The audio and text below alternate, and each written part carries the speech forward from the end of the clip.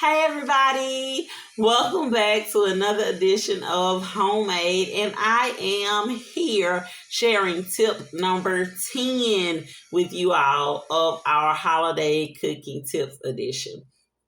You all, this tip, I promise you, it is a major stress reliever during this time of the year when you are preparing those large meals for your family, and not just during the holidays, you all.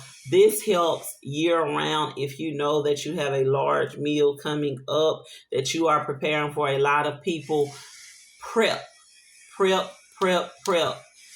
And when I say prep, I mean you want to make sure that anything that you can do ahead of time, you are doing it. If you know that you have a lot of baked goods to prepare for the holidays, I promise you, preparing your sugar, preparing your flour, your things like your dry ingredients, going ahead, mixing them up, sifting them, placing them into Ziploc bags, you all, it goes a long way, because every time that you have to stop and measure something out, it takes additional time. But just think about it. If you already have it measured out, if you already have it in a Ziploc bag, and all you have to do is pour it, that measuring time, even the prep stage of your dish, it has been cut almost in half sometimes.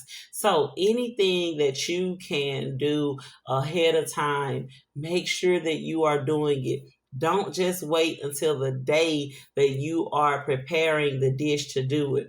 Any dry ingredients, I would advise anyone that is baking several cakes. Dry ingredients, Ziploc bags, you all, they are your friend.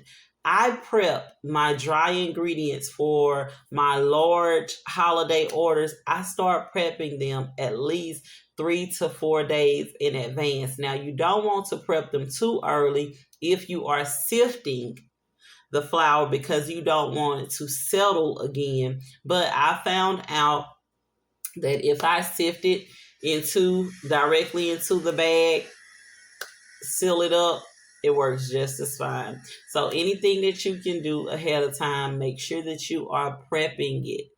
Prep is so important, and it makes things so less stressful. So less stressful. So that was tip number 10 of our holiday cooking tips edition. If you have any tips that you would like to share with me, I am all ears.